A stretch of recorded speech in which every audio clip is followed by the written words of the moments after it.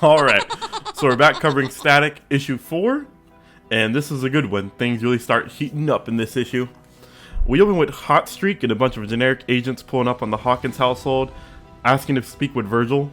Quick side note, we are back to the good art style, and I'm pretty certain it remains this way until the end of the series, so thank goodness. If you watched the last video, you'll know what I'm talking about. Virgil's mom asks to see some credentials. We learned they're with a group called ATF, and they are rightfully skeptical of an organization they've never heard of. Many people from the local community see the commotion from the street, and they tell the officers to leave the Hawkins alone because they're good people. I like seeing this sense of community because I feel like many people want neighbors that will have their back if things go south, especially when police are involved. And I think we should be promoting positive things in the media we produce. Because as much as art imitates life, I think life can imitate art when the circumstances are right. But maybe I'm just crazy. Virgil's dad brings up that they have very little trust of the police, given that they gas peaceful protesters, which is another parallel to real-world events of cops exercising excessive force in peaceful protests during the Black Lives Matter movement. But this can even be applied more broadly in areas like China, where police there have used tear gas against peaceful protesters, creating further distrust of the government. And I'm sure there are examples in many other countries that this could be applied to. In a lot of ways, it's kind of shocking how applicable the origin of Static from the original series and the cartoon series is still relevant. Of course, there is a bigger twist on it being, gang violence and gang related, which in some people's eyes may have justified a more excessive response. But for a lot of people, they just see minors in this situation, and cops should have been more proactive in preventing these gangs and things from starting in the first place. Virgil's mom proceeds to go off and tell them that their son has committed no crimes and they don't have a warrant or any authority there, so they can just leave. And the community backs them up, pointing out that Hot Streak set their house on fire just yesterday, so they don't seem like the good guys. And honestly, that's a fairer point than anyone could have given. You're literally at their house with the guy who lit it on fire the day before, and you really think you have the moral high ground. That's rich.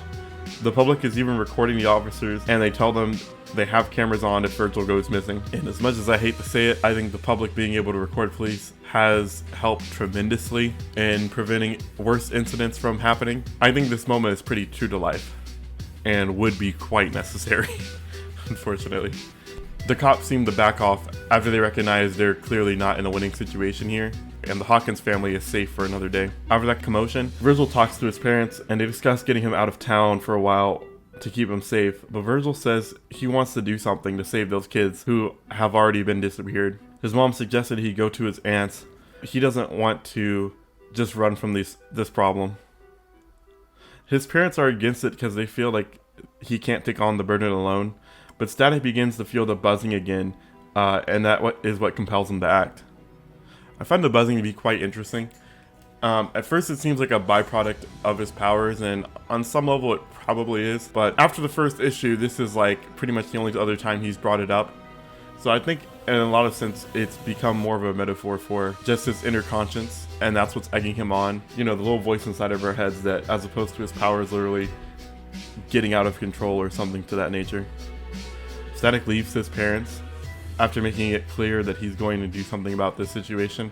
And he goes and checks his haul from Curtis Metcalf, and he finds some black sand that he's able to channel electricity through in order to form any shape he wants.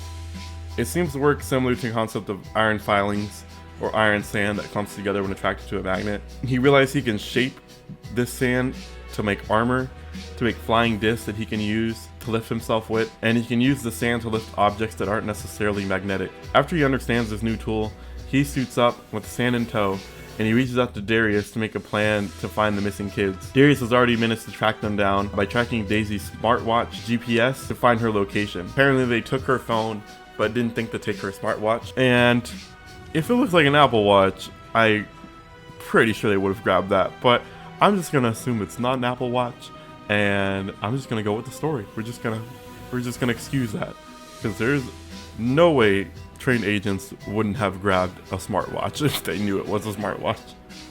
As soon as Static is about to leave, his sister catches him in full costume. She pulls him aside for a moment and tells him a story about a bang baby she picked up to take to the emergency room, and how that girl got taken from her by the ATF and she was powerless to do anything to stop them. And the point of this story is to show that she understands why Virgil needs to act, and she lets him know that she's going to help him. She noticed how much energy Virgil's powers used up, so she gives him a jacket filled with glucose tablets that should restore his energy if he starts to feel weak. She also puts a panic button in the jacket that will call her if he's in trouble, and she'll send a team of EMTs to go pick him up. I like this angle because this is pretty practical help. Having a sister who is an EMT is quite useful, and if you know how much an EMT gets paid, it seems pretty reasonable that she would be one and still living in the house. Virgil accepts the gifts with a hug, and he takes off to rescue the kids. This scene reinforces that familial bond that makes this series special, that was also present in the cartoon. They pay attention and aren't trying to hold Virgil back, they just want to be in his corner like should, and I like this positive image that they keep pushing. Virgil meets up with Darius at what looks like to be an abandoned steel factory, but it's not so abandoned since this is where the bang babies are being kept. It turns out Virgil called his friends for backup, as Richie and Frida show up dripped out in their infiltration gear. And I gotta tell you, I love these designs. They may be a little edgy, but if I had to rock up to a stealth mission, it'd be in this. They're also rocking new code names. Richie takes up the code name Yellow Gear, which does hint to the fact that he may become Gear later on if the series continues. And Frida takes up the code name Red Eagle, and she seems prepped for a fight with her steel baseball bat in tow. And they're ready to move in with Virgil to rescue those kids. Static, however, doesn't really want them to go inside with him, as he wanted their role to be to wait outside and to help the kids who get out while he's still inside. But Frida and Richie are insistent that they go in together, and they came to do this together, and that they won't be stuck on the sidelines. Static does eventually concede that they should go in together, and I love that normal people aren't afraid to get their hands dirty in this series. A lot of people in this series are willing to take problems into their own hands and fight for themselves, which is refreshing to see. They don't just depend on the superheroes to do all the work for them, or feel immediately inadequate just because somebody has powers. And speaking of resourceful humans, Darius continues to come in clutch, having downloaded a blueprint of the building so they aren't going in completely blind.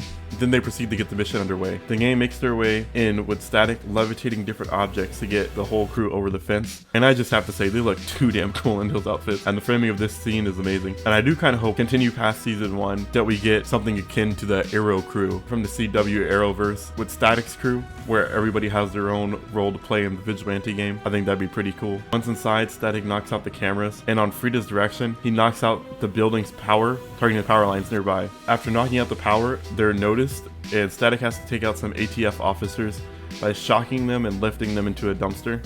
Right when Static thinks he's won, Hotstreak takes a cheap shot at him, knocking him back with a fireball. Static sends his friends inside the building to continue his mission as he squares up for round 2 with Hotstreak. And this fight sequence is amazing, and continues the trend of fights that I swear are just begging to be animated, as he sweeps by on his levitating board, ducking between Hotstreak's blows and going in on him with flying drop kicks as they trade blows of lightning and fire.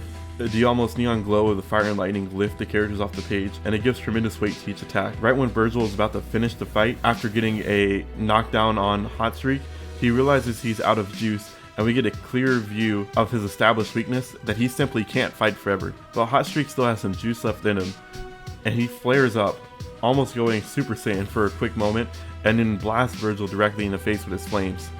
The issue ends with this cliffhanger of Virgil's smoldering face on the ground, as Hotstreak's glowing hands are poised to hit him again. This leads into what I consider to be the climax in the next issue, and I feel the story has been perfectly paced so far. It's given us the world building of how the Bang Babies use their abilities and shown the fallouts of overuse. And the story's progressing to resolve the plot of the missing kids by issue 6. And as someone who's been reading comics for a long time, sometimes comics can drag out a plot for a little bit too long. And this one doesn't seem like that's going to be the case. I wish more comics mix drama and action at this level, but that's why Static is so worth talking about. And I really hope you pick up Static Season 1 and check it out for yourself. And if you like this video and want me to cover the story to its conclusion, don't forget to like and subscribe, and I'll be back with the next one as soon as I can. Thanks.